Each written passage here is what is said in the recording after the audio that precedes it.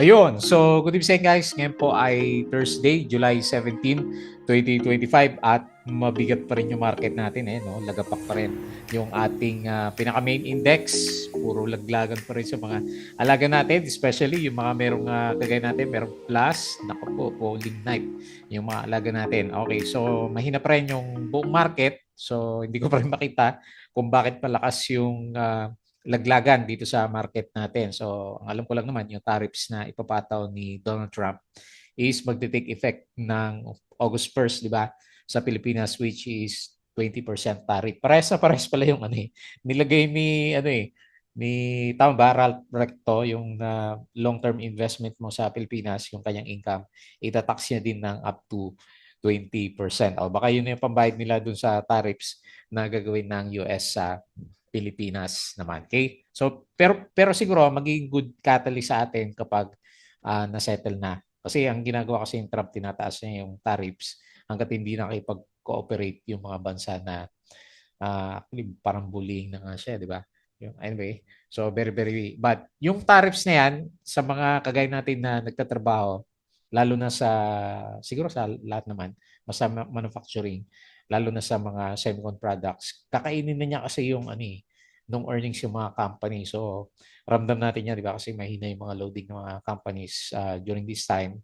Yung 30% na tax niya, 20-30%, kakainin na niya yung mga earnings na o gross margin o siguro net income na ng mga product. So, hindi ka na magbi-build ng product kasi lugi ka din naman kapag nag-build ka pa, di ba? So, yun, madi-discourage sila. Kasi nga, ang gusto nga naman ni Donald Trump doon sa US market, US, mag-manufacture yung mga yung mga companies niya. So anyway, tingnan natin for the coming few days. So US market kagabi, actually verde yung galaw nila. So all-time high pa rin sila. And then ngayon medyo mix ulit yung opening ng kanilang pre-market. Tapos sa crypto, mataas pa rin, nasa 118K pa rin si Bitcoin natin. So dito naman sa Philippine markets, ang pinag-uusapan pa rin is yung ating mga online gaming stocks. So may nakita ako ng post diyan na hindi naman daw total ban pero sobrang lakas ng buhos. Flooring si di ba? Flooring C plus for today's trading natin. Okay? So anyway, pag-usapan natin yan. So meron tayong maliit na net foreign sell, 24.38 million net foreign sell. And then, nag-drop tayo ng negative 0.66%. So, close tayo 6,295.55. Nanganganib pa na ma-break yung support natin dito sa MA100. Wala na yung uptrend natin. So, pupunta tayo dito sa sideways channel ng market natin. Sit-up pa rin lang yung namamayagpag dito sa galawan ng market natin. Okay? So, nauna sa listahan natin si Plus flooring. So, negative 29.96%. Makita mo kanina sa CL Financial, puro zero yung di ba? So, wala nagbabay kasi nga siguro na-trigger yung flooring ng market natin sa kanya. So, mainit pa rin ang pinag-usapan. So, negative 29.96%. Pero meron siyang net foreign buy na 71.22 million. Yun nga lang, falling knife si plus natin. So, kinain na yung mga gains natin totally and then loss pa yung mga hawak natin sa kanya. Yung mga diamond holders, nako, yari. And then, yung ating top notcher pa rin siya. So, nag-up siya na 6.78% and meron siyang 2.6 million net for buy. So, may additional catalyst ulit. Kaya nag-breakout si top po natin is yung Phoenix Petroleum naman, yung binibili niya. So, namamalengke siya, di ba? So, top yung ating total na brand, binili niya last time and then ngayon is si Phoenix naman, di ba? Mga lugi kasi yung mga companies natin ngayon. So, siya ngayon yung shopping spree. Ayan, so very good para sa bottom line niya kaya umakyat. Bloomberry, so alam mo na, online casino, negative 5.62% and meron siyang 66.08 million net foreign buy. MRC nag-drop ng negative 5.21%. Ibig ko na kasi sabi si dito, ayan, medyo malakas din yung downtrend niya kahit na 3% lang yata yung drop niya kanina. So MRC negative 1.26 million. Net foreign sell, si Lodi natin, yung nag-spike, So, dalawang araw na spike and then ngayon profit taking. So, meron siyang negative 23.15% na net foreign sale and 244 point o negative 23.15% loss, 244.76K net foreign buy, and then si PhilWeb negative 10.37%. Bumigay na rin siya, no? And meron siyang, kailan net foreign buy din siya? 8 o 80 ba to? 8.66 million net foreign buy. Ayan. So, very, very bearish yung situation ng market. Sabi ko nga is parang ghost month na yung pakiramdam natin sa galawan ng ating mga stocks. Okay? So, disclaimer pa rin sa mga bago sa channel natin. As usual po, yung ating review is for educational purposes lang po yan. So, huwag mong gagamitin as a reason para mag-buy, sell, or hold ng stocks. Malaki yung risk ngayon sa trading sa markets natin. And follow po ako dito sa ating Palabi Trader na YouTube channel. Subscribe ka lang para updated ka as usual. Or kung join ka dito sa trading community naman natin. Ayan. So, puro risk mitigation yung pwede natin gawin. Kasi majority is pabagsak unless nakapwesto ka kay top. Okay, so check na lang po yung mga nakasubscribe yung ating daily trending stocks review, mga sample, mga company reviews, mga sample trades sa market. So check mo na lang po indicators, nangangamba, nagpaparang papunta sa oversold naman yung market natin. Fundamentals, yung mga risk management ng market and basic learning sa PSE stock market po natin. So sa crypto, follow mo na lang po ako dito sa ating Palabi Trader. Crypto ko to para sa mga play to earn games, cryptos, trading, and meme coins. And then sa social media dito sa ating Facebook account. So check mo lang po or Facebook page para updated ka sa mga posts natin. Bulagi Peak, yung mga articles natin sa local market and Twitter. So dito yung mga summary ng mga posts natin, retweets. Okay, so very bad pa rin yung market condition. Pero at least negative 24.38 million net foreign sell lang. So medyo maliit siya. Kaya lang, ang laki naman ng epekto sa mga stocks pa rin natin. So tinamaan ngayon si mining and oil, negative 2.35% at saka si holding firms, negative 1.41 yung mga big caps percent. Ayan. So lahat naman may tama. Kaya back to zero yung yung mga earnings natin last time. Kinakain ng market. Okay, foreign funds sold, BPI, China Bank, PSE, ASN, DNL, AMI, IMI, ACAGI, Ali, MRC, Globe, Ditos, 7, SSI at saka CAPX. Foreign funds bought, BDO, PNB, Security Bank, APCREC, CNPF, Monde, GTCAP, Double Dragon, MEG, Robinson Land, Telconverge, Cebu ICT, MAC, STI, Bloom, Plus Web, Pure Gold, Wilcon, CPM at saka si Nickel. Okay? So Bank of the Philippine Islands, net income 33 billion or up by 7.8%. Okay na rin, di ba? Panlaban ng inflation. Worried about the 20% tax. Ayan, ito na. So, ang dami yung nakita sa Facebook. Galit na galit kay Ralph Recto. So, worried about the 20% tax on your savings. Here's what really going on. So, hindi nga rin maganda to, di ba? So, konti na nga lang yung yung binibigay na interest ng bangko. Tapos kukunin mo pa yung halos 1/3 nun kasi 20%, di ba? So, halos 1/3 mawawala pa, di ba? Eh kung malit yung pera mo, nagkakainin pa ng tax. Wala na. Yari, di ba? So, ang laki niyan, 20%. Okay. So, nung alas 3, finally, nagkaroon din ng berde kasi parang konti lang din yung yung berde kanina umaga. So, nung umaga pala, nag-bounce, di ba? Nag-antay ng bounce kahit konti. And then, dumiretso ulit yung drop. So, Converge yung medyo bumawi, 4.32%, Pure Gold 2.86%, PLDT 1.55%, CNPF 1.22%, and losers pa rin natin si Bloom, negative 5%, China Bank, negative 5.2%. Asan yung blue chip list natin? Monde, negative 4.7%, JT Cap, negative 3.45%, ASN, negative 3.45% din, GGS, negative 2.86%. And then the rest, malakas pa rin yung sell-off ng market maliban kay top. Ayan. So Phoenix, top line unit is to buy Phoenix Petroleum Cebu Gasoline Station. Ayan. So talagang Malaking brand na yata itong si TAP. Gold prices are going absolutely parabolic, pero yung mining stocks natin, wala din. And then, kung napansin nyo, di ba, maganda yung US market, maganda din yung European, and then, nakita ko, maganda rin yung, yung mga Asian stocks. So, meron tayong problema sa Philippine markets na umaalis yung mga investors natin. SMPH, the huge block trades at 4 to 5% discount to market indicates strong global interest. Hindi. So bumagsak nga yung market natin, di ba? Tech firm, nagpaparamdam si DFNN is banking on digital lottery and next gen airport security system. Ayan. So meron din pala siyang digital. Ano kaya 'to yung digital lottery? Pwede ka nang bumili sa PCSO. Di ba ano lang siya? So papel lang. Actually, iniwasan yung yung online lottery kasi marami talaga ma-addict sa kanya, di ba? Kasi mura lang naman siya pero kung palagi mong ginagawa, di ba? Madali siya kasi ma-access. Hindi kagaya ng ngayon mga boot lang siya, di ba? So kailang lumabas ka pa maghanap ng lottery. So minsan tatamarin ka na yun maiwasan mo yung mag-buy ng mga lotto tickets pero ito digital. So nasa cellphone.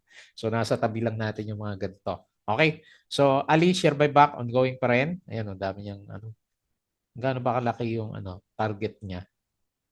Ayun lalaki 388,000, 100,000, 150,000. So pumopondo si Ali. Aboitiz Equity Ventures sold 74% of phase 1 inventory at Tare Estate. Alter has declared its first ever cash dividend. JT Cap targets Vietnam Expressway. Aboitiz Equity. Davao City Water Security has significantly improved. Cebu passenger volume sa Papampian. Share buyback si Petron, Fruit, AGI, Ali, OPM Plus, OC Plus, at saka si SEB, PNX. The board of TAP unanimously approved the acquisition by Light Fuels Corporation. Okay? Hindi ata umakyat si PNX. Phoenix. FGen has signed a share purchase agreement to sell 60% stake in gas-fired subsidiaries to Prime Infra. So affordable housing developer is behind the Deca Homes. So 13% higher than its previous closing of 9.2%. Okay? Tapos kanina umaga, yan. Yan yung bounce natin. Sino ba yung mga nag-bounce kanina? Pure Gold, CNPF, at saka PLDT. Plus, ongoing yung buyback. Pero parang wala na. Walang epekto yung buyback natin kasi po-flooring tayo. The next REIT to join PSE. Ito na yata yung bagong si ba? Si Aris ba yan? Si RCR? Or si MREIT? The next REIT to join PSEI. Or bagong REIT? Hindi, index sabi niya Di ba? Okay, so meron ditong article, hindi ko pa nabasa dyan. Plus, plunged by 20% kahapon, pero ngayon is 29%. Ang sakit naman tignan. Block trades of up to 143 million US dollar. Cebu files 7 million passengers, flies 7 million passengers during second quarter. And then, alas 12, mas marami na talaga yung mapula nung 12 p.m. Samantalang sa US, lagi namang all-time high. Naku po, tayo lang na iwan. E-game is 10 to 20% of gross transaction of fintech Maya. Ayan. So, mukhang lahat na affected Ayan. PayMaya at saka GCash, di ba? Maapektuhan kasi meron sila mga online gaming. Tapos US market, Dow Futures, kagabi, okay sila. Nasdaq and S&P 500. Okay? So, yun lang muna. Wala namang negative news. Tariffs lang talaga yung nasa isip ko. Kasi sobrang aga naman ng ghost month natin. Okay? Anyway, siguro maaga nga yung ghost month natin. And patalastas ulit sa mga bago po sa channel natin. As usual, yung mga gusto ng guide sa trading sa market, sali lang po kayo dito sa Patreon channel po natin. Okay? So, tingin tayo dito sa galawan po ng markets. Saglit, check ko lang yung Okay, so naka-record na. Minsan nakakalimutan ko i-on yung record natin. Okay, so based dito sa galawan natin, ang dami pa rin blue chips na mahina. Wala yata masyadong umakyat. So negative 24.38 million, negative 0.66%. Nag-close tayo ng 6,295.55. Nako, nag-double top sa 6,500 yung index natin. So ngayon, yung pinaka-support natin is MA 100 or dito sa 6,287. Ayun oh, biglang nawala yung ano no, yung momentum ng market. Parang ganito yung nangyari sa kanya. Oh. Ito yung gera, di ba? Ayun oh, tapos nag-recover tapos ngayon. Parang walang momentum yung market. So ang tumal ng ano, galawan ng mga stocks natin. Ayan. So anyway, very bad. Bearish yung ano, sentiment ng markets natin.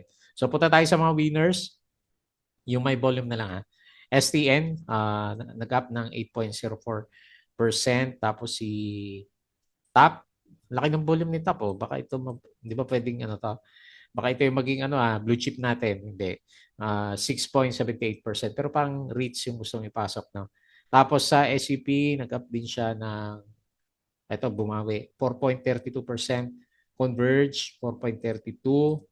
RCI, nag-doji, 4.24%. Si SPM, walang pull. Ba't parang basag yung chart natin. Tapos, wala traded volume. Pure Gold, 2.88%. And then lastly, si FNI, walang volume si FNI. PLDT, 1.56%. Ayan. Hopefully, tapos na yung downtrend ni PLDT. Okay, so losers, nako, flooring.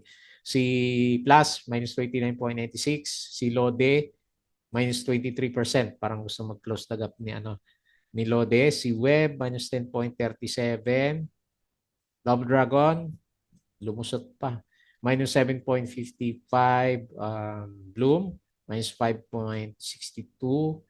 Si Mac, minus 4.76. Si Monde, minus 4.7. Naging trap yung yung galaw ng market. Si ABA minus 4.62 and dito Natics negative 3.85%. Okay? So yun yung galaw natin. Silip tayo sa global markets. Actually maganda yung yung galaw dito sa sa global market talaga. Yung market lang natin ang ayaw umakyat. So S&P futures 0.05%, Dow futures negative 0.09, Nasdaq 0.14%. Eh maganda. Verde nga lahat to. Tingnan mo. Europe green. Tapos dito sa sa Asian stocks. Ayun oh, verde din lahat oh. 'Di ba? Okay, naiiwan tayo. And then dito sa crypto, malakas pa rin. Ayun si Ethereum oh.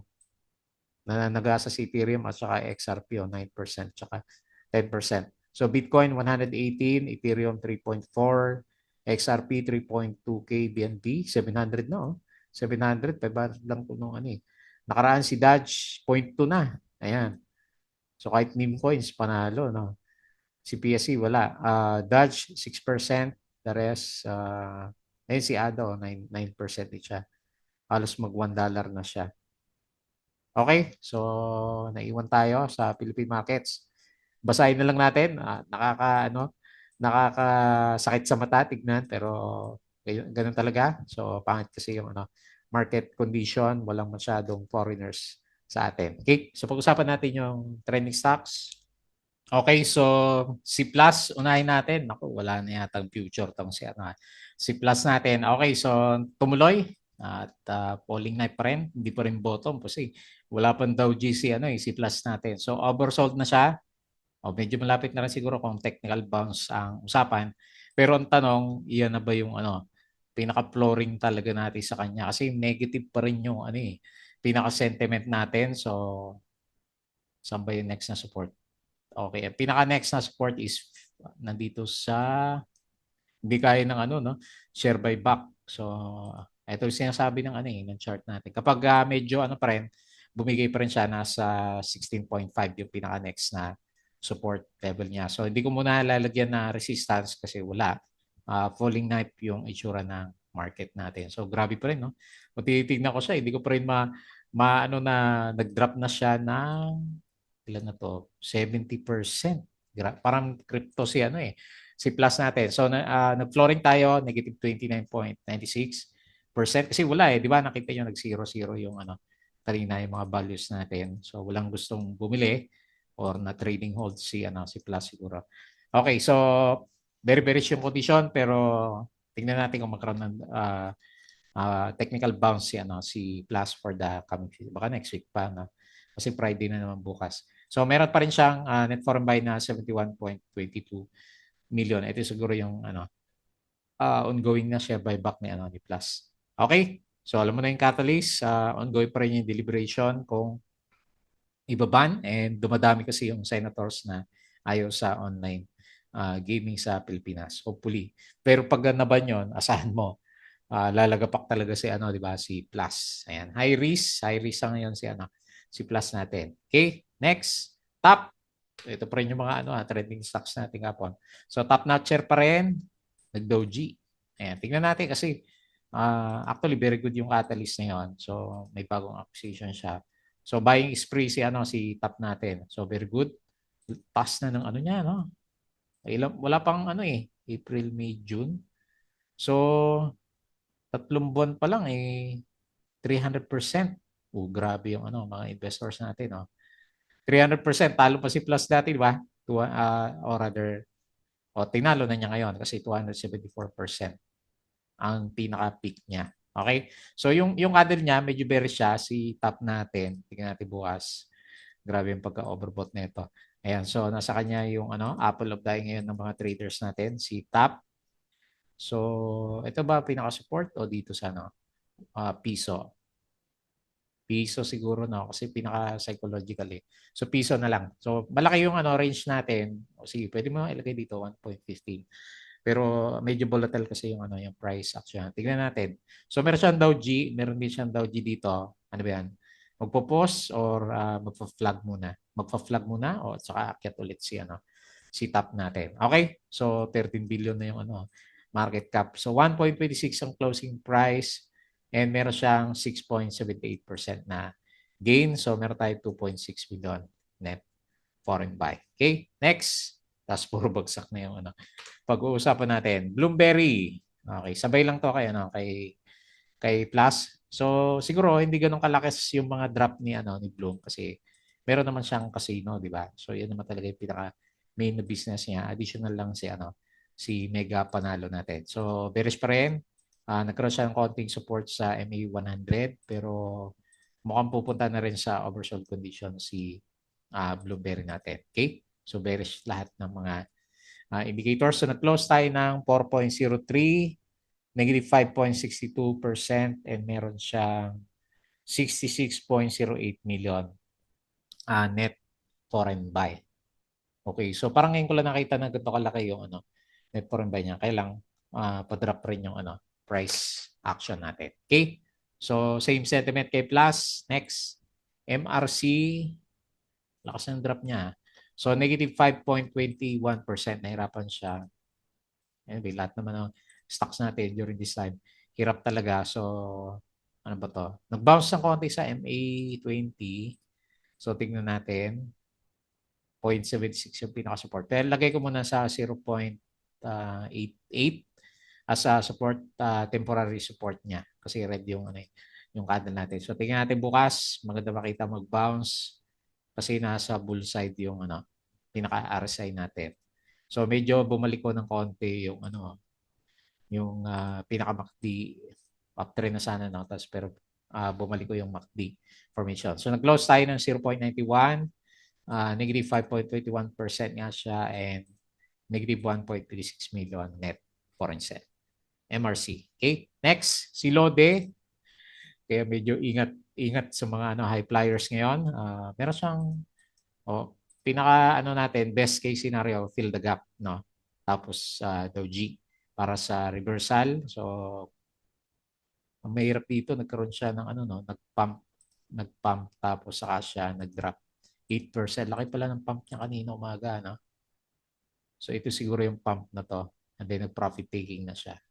Okay, diretso yung niya, yung profit taking niya for today. So negative 23.15%, 0.415 yung closing price. Ayan. So anyway, bullish pa rin naman to kung medyo nahabol mo dun sa opening natin, rather closing natin nung isang araw sa kanya, no? Tuesday. Okay, so tignan lang natin kung mabuhay si Lodi natin. Okay, bumalik sa below RSI 70 and parabolic. Parabolic pa rin naman siya, yung pinaka-price. Action resistance, medyo nag-break siya, no? So dito na lang. O hindi muna. Kasi naghahanap pa siya ng support. So anyway, pwede na rin yan. Half body ng green candle natin, 0.48. Okay, next. Si Web. Bilis na review natin ha.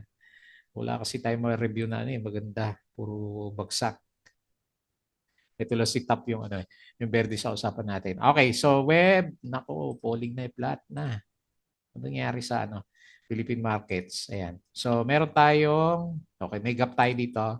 So meron tayong konting support. Tignan natin kung kayanin niya sa 2.5. Pero pag nabutas yan, dito tayo sa 2.13. Okay, medyo bumababa yung RSI pero nasa bull side pa rin naman. Kailangan, ang laki na ng drop niya, no? So, nasa 26% na rin. Pero walang-wala yan kumpara sa losses niya, no? Ni Plus. Okay pa, medyo pa ano din yung ano, itsura ng MACD pa reverse. Ang lakas kasi ng drop. So, negative 10.37% and na-close na 2.68. Meron siyang 8.66 million net foreign buy. Okay? So, kung kailan mag-bounce sa market, dapat bukas. Para maganda naman yung ano, yung weekends natin. So tariffs lang talaga yung alam ko eh. Kung may alam kayo na iba na iniinda ng market bukod sa parating na yung ghost month, meron pa naman 2 weeks eh bago mag-ghost month yung market natin. So tariffs and wala masyadong foreign buying sa market natin. Okay po, so yun na lang muna. This muna tayo. Bumalik ulit tayo sa 6,200. So bago tayo mag-close, as usual, please don't forget to subscribe sa channel. Join ka sa group guys kung gusto mo ng guide. Crypto ko to, follow mo na lang. Facebook account, Facebook page, Bodega Quick, Twitter, and Patreon sa mga gusto ng guide or gusto mo mag-support. Pwede rin. Sali ka lang po dito sa Patreon channel natin. Okay, so yun lang. Maraming salamat. Happy trading po and see you tomorrow.